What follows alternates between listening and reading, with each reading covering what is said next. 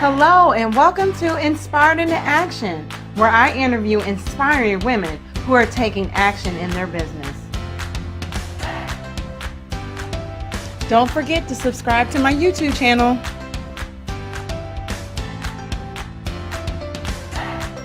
Hello, and welcome to Inspire into Action. My name is Tara Omatosho, and I am your host. And today we're going to be talking to Lindsay Brantley. How are you doing today, Lindsay? I'm great. How are you? I'm doing awesome. I can't wait for the listeners to hear your story and what it is that you do. So could you introduce yourself again and tell the listeners about who you are? Sure. So I'm Lindsay Brantley. I am a licensed medical aesthetics practitioner here in Houston, Texas, and I specialize in holistic and natural care therapies for your skin. I created the company Camellia Elise. We are almost 2 years old. In November will be 2 years. But the company specializes in skincare products for razor bumps, ingrown hairs, and cellulite. So those are my three main items that I. Those are hot topics. Hot topics for men and women alike. Yes. So tell us, Lindsay, what inspired you to do this? How did this company all come about? Okay, well, people always ask me that, and I say it's a long story, but let me make it short for you. I actually am a structural engineer. Okay. I went to school for structural engineering. I was in school, did my 4 years, top of my class, went and got a job, and 1 year to the month, I got laid off. Oh, wow. So I was like, okay, well, what do I do? God, I don't know where I'm supposed to be going here. Mm-hmm. And so for a year, I tried to look for a job in the same industry. I couldn't get it. Mm-hmm. And I told my husband, I'm going to go work at a medical spa. Mm-hmm. Of course, people thought I was crazy. But it wound up being a blessing. And so I went to work for a medical spa, and then I got licensed as a medical aesthetics practitioner. So I was doing like Botox and laser therapies, chemical peels, stuff like that. And what I noticed was a lot of women were coming to me because they had scarring from removing hair on their face that they were embarrassed to talk about. Mm-hmm. Well, I have something called PCOS, polycystic ovarian syndrome. And so I had the facial fuzzies too. And every time people came to me, there was nothing I could just say, go use this off of the shelf. And so I said, this is a big problem, even for men, because I had military men that, they have to shave every day, no matter what their skin condition is. And so I said, you know what, I'm going to develop something for this.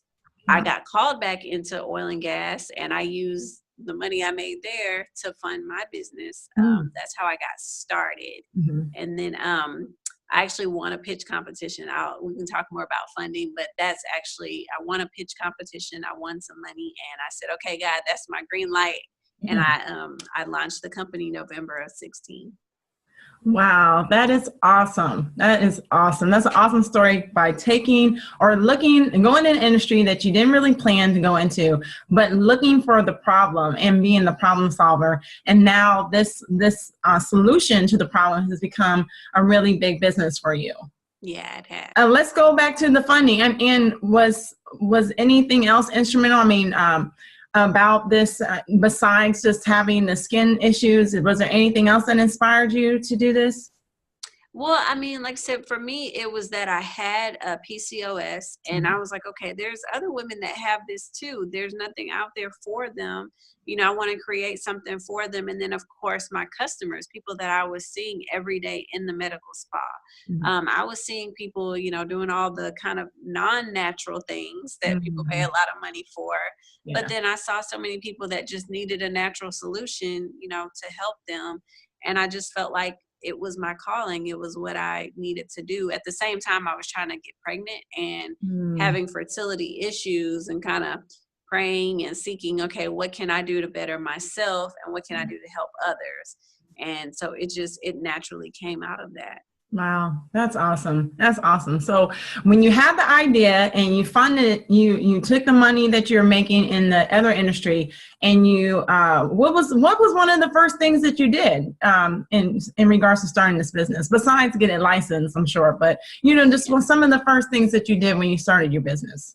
Well, I mean, before I even started the business, I actually did 3 years of research. So Mm, what I was doing was, I mean, I started like a lot of other skincare people. I was mixing and matching different things at home on myself. And then a lot of my, clients were like, okay, well, let's, we can try this. So trial and error, trying to figure out what ingredients worked, what mm, didn't. And then once I kind of was, I kind of had the formulas together, I started working on the business plan okay. because I was like, okay, what do I want to do with this idea? Mhm. And that's actually what led me to some of the local business plan competitions, which is what got me the money to really get started. So I did some of the initial, researching, trial and error Mhm. for a couple years. And then once I was like, okay, I'm really going to make a business out of this, I started with the business plan and the business planning and looking for funding. Okay. Okay. So before we get too far in the interview, where can people find you on social media, and what's your website address? Oh, okay, sure. So the company is Camellia Elise. So our website is CameliaElise.com. Mhm. Facebook is just Facebook.com/Camellia Elise. And then our Instagram, Pinterest, Twitter, everything is just at Camellia Elise. Okay. So nice and simple. They're all the same. So Yeah, that's good. That's good for marketing. yes, exactly. Yeah. So let's go back to these contests. Like, how did you find out about these contests, and are these open to everyone, or were you working with someone and they put you in a position to enter your product or your service into this contest? So my first one was not like that at all. I actually was on the city of Houston's e-blast thing. Mm, Any local city has their emails where they just send you, heat advisories or, mm, whatever's going on in the city. mhm. So I got an email. The first one I deleted. Sometimes we just delete those mass emails. Yeah. And the second one came in and it said City of Houston liftoff pitch. Mm, And so what the City of Houston does is for anyone who lives in the Houston area that is a startup business 1 year or less that mm, has made, I believe, $10,000 or less, you mm, go through this competition where you go to all their different workshops. They kind of teach you how to put a business plan together. mm, And then at the end of it, you submit a business plan. They pick the top three in three different categories: product, service, and innovation. mm, And then those top three people do a Shark Tank pitch mm. for three judges. So I did that and I won $10,000. Wow, that's awesome. So that was the first one that I did. And mind you, I had never like pitched the business before. I had a business plan, but it wasn't where it needed to be. So this competition kind of forced me to, Mm, buckle down, put it together. And they do a pitching session where they kind of teach you how to pitch. They do sessions on finances, and then they make you use a score mentors mhm, as mhm. well. So they give you all the resources and everything's free. And then in the end, I pitched and I won. After that, I was kind of, that was my ignition. I was like, okay, I'm ready. And Right. so I started looking for other competitions. Mhm, This, like I said, City of Houston has that one, but the Small Business Administration has one called Innovate Her, which is mhm, for women-owned businesses, and it's national. And local chapters of SCORE or community colleges all over the country do mhm. contests, and you wind up being, one of the national people. Then you get to pitch for 35,000. So Wow. I won the Houston one, but I didn't make it to national. So for that one, I didn't get any money, but Mhm. it was all good practice. Yes. And since then, I've won a few more. But basically, I just go out there and look at banking institutions. Like I said, I'm in a Capital One program, and they have a pitch at the end. Mm. The Urban League has a national one. Wow. BBVA Compass has a national one. I mean, they're all over and they're wanting to give the money out. It's Mhm. just that people don't look for them and they don't enter these contests. So, I mean, I would say use SCORE, because any city that you're in, the SCORE mentors, that's their job. Like they have all these resources. They try to find the funding for you. But I would Google it, business Mhm. plan competition, and see what comes up for your area. That's a really good idea. And I think a lot of people don't think, they don't even go that route. You know, they go to the banks and try to get loans or things of that sort, and don't think about entering some of these competitions. And like you said, the money is there to give away, and they just need the people to enter in these competitions. And not only, you know, if you don't win, I'm sure this is a lot of publicity for you, Yeah. because you're going before a lot of people, and you never know who's in the audience who may like your idea and want to fund your idea. Exactly. And that's the thing. There's a new one called the New Voices Fund. I don't know if you've ever heard of them, but at Essence, they Mm. made a big announcement, and they're giving, I think, it's the man who started Shea Moisture, Oh yeah. giving $100 million to women of color, Wow. because we are the number one segment of people starting small businesses, Mm. but we are the least funded businesses. Mhm. So at Essence, he literally made this announcement, and they called 6 random small business owners up, Wow. and they all pitched. Well, no, they did 20 random people, and 6 of them got $10,000 Wow. just for being in the audience. Wow. That's Yeah. awesome. That's So awesome. New That's Voices. when it's like just being at the right place at the right time. Yes, I was kicking myself for not being at Essence. Why didn't I go? Exactly. But you know, there are people out there, they see kind of the Black girl magic, right? They're like, there's this segment of people who are out there, these Black women are like, we're trying to start businesses, and they're out there trying to find the funding, and now there are people recognizing it and really trying to help. So I would say go for it. And even angel investors, I just did a angel investment and didn't win. You know, I didn't win, but it was great networking, great exposure, and it's always great practice, right? You have to start somewhere. Yes, that's a good point. You do have to start somewhere, and you're going to have to learn how to talk about your business all the time. And why not go through these free resources where people are there to show you what to say, but not to say, what key points to hit. Those are great organizations to get involved with. Yeah. Definitely. So just in your time of being in business for 2 years, are there some things that you have learned, or some things some stumbling blocks maybe that you've come upon that you would warn people of on this interview, if they were going to be starting a business like yours, that you would let them know, like, I wouldn't go that route? Yeah. So one of my main struggles, and even now to this day, I still struggle, is marketing, right? Because what's happened for me is I've tried to align with partners that didn't necessarily work out for me, because you know, either they don't share your vision or your passion. So I've had a little bit of difficulty, you know, trying to find partners, and then trying to find marketing, because the mistake that I made was I kept hiring kind of one-off, not as professional people, because I felt like, well, I don't have a lot of money, so you know, if this person is going to charge me $200, then you know, I'll do it. Yeah. But my number one piece of advice for marketing is references. Mhm. Before you hire anybody, it doesn't matter how big or small the company is, demand 3 references, ask for it. And if that person can't give you 3 references, don't hire them. Yeah. You know, no matter whether you're paying somebody $50 or $3,000, that person should be able to display that they have the skills that you're paying them for, and you should be able to talk to someone. Yes. That's been my biggest struggle. The other is the business plan. I would say have a plan. Most people that I work with, because I actually do business consulting now, most people that I work with say, well, you know, I want to put this idea out there, but I also have this idea and 2 or 3 others. And so what I say is, your business plan is not going to be set in stone, but you got to start somewhere and then let it evolve. Right. So you may have 3 different ideas, but pick one. Pick one, work that plan for 90 days. You know, put a business plan together that says, in 90 days, this is what I want to get done. and then, kind of let the opportunities flow as they may. But you have to get something down on paper and get started so that you know where you're trying to go. Yeah.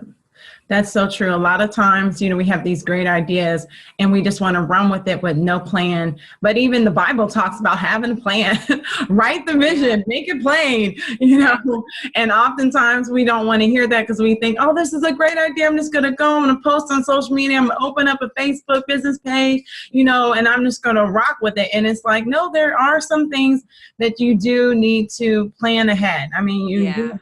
You definitely, and the thing about marketing, that was so good too, because a lot of times people will go to the cheapest route and you get what you pay for.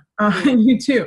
You get what you pay for, and like you said, oftentimes people don't ask for those references. So ask for those references, ask for the information ahead of time so that you'll know exactly what you're getting yourself into and everyone is on the same page. So when the results come in and they're favorable, everyone can celebrate, but if they're not favorable, you can move on to another client or, you can move on to another marketing company. Exactly. Yeah. So what are some things that you would suggest or that you've experienced in the 2 years that you've been open for business?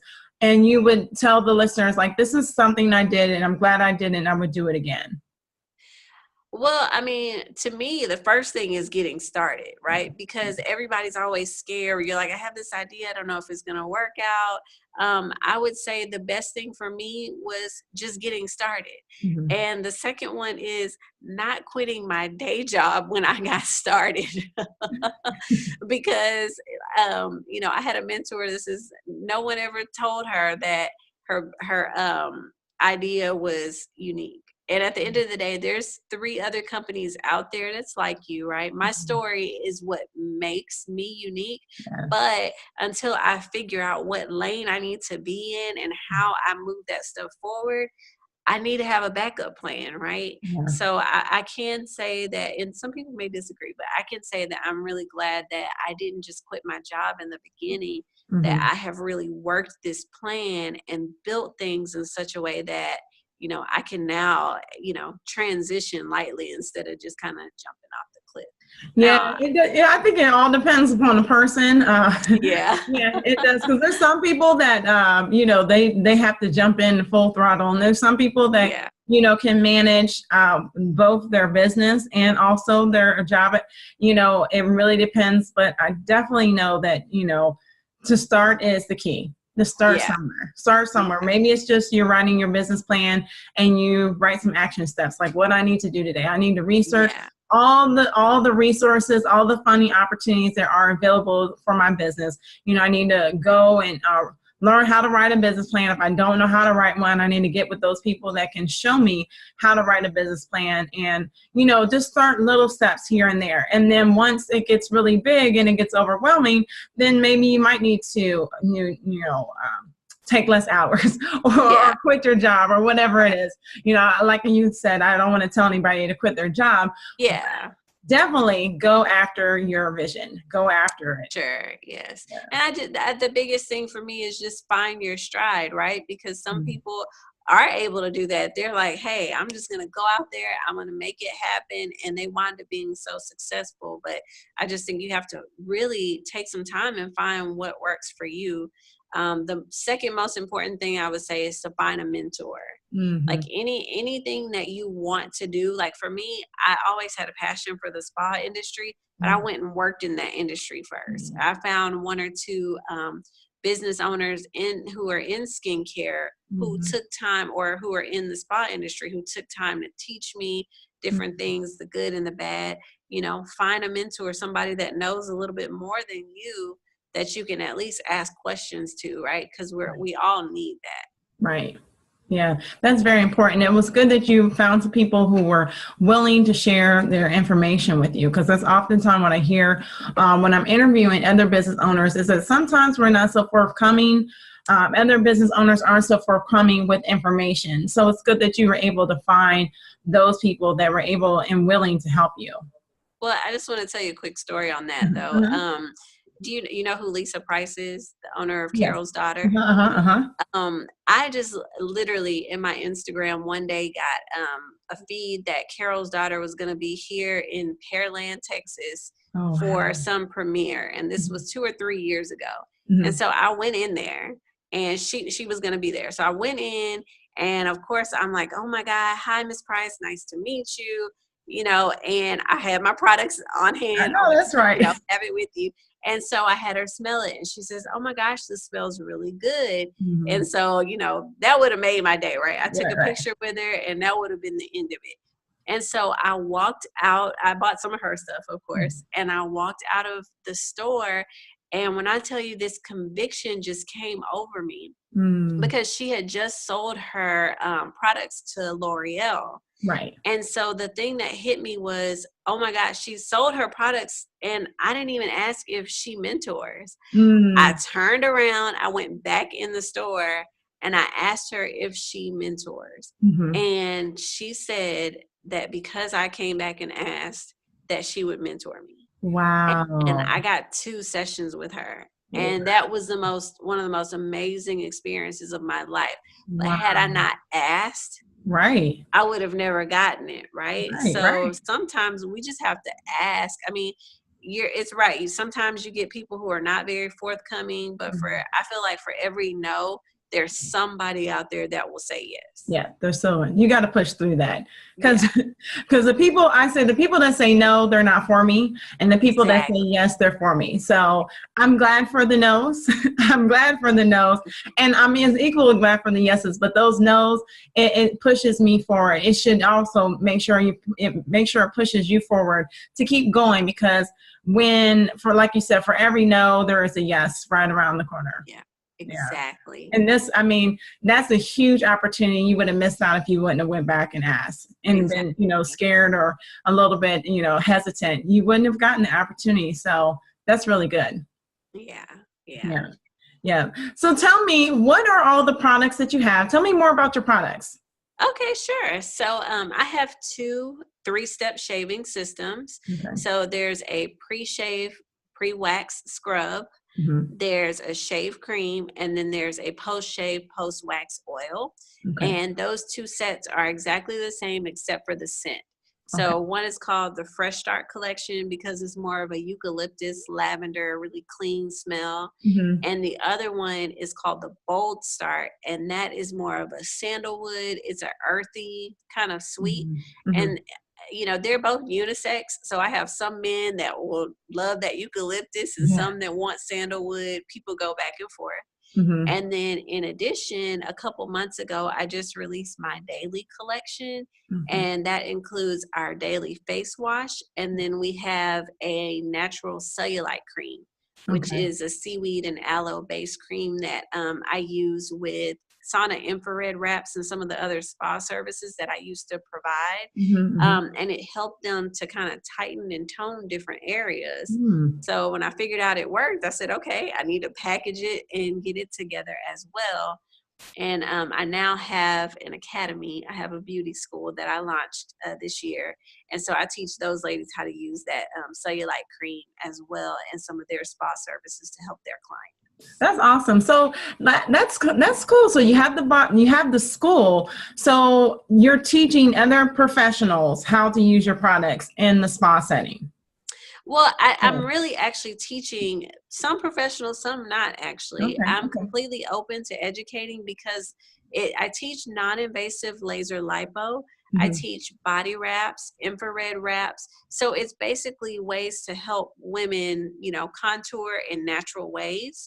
And so I've had, of course, nurses and massage therapists, cosmetologists, but I've also had young girls that are right out of high school that are like, maybe I want to be a makeup artist, but this is great as well. And so what I do is it's a 2-day hands-on course where I show them how to use all the machines. I've developed my own training manuals, but more than that, I teach them marketing. I teach them, what they need to know to either start their own business or go out there and market themselves to a spa to get a job.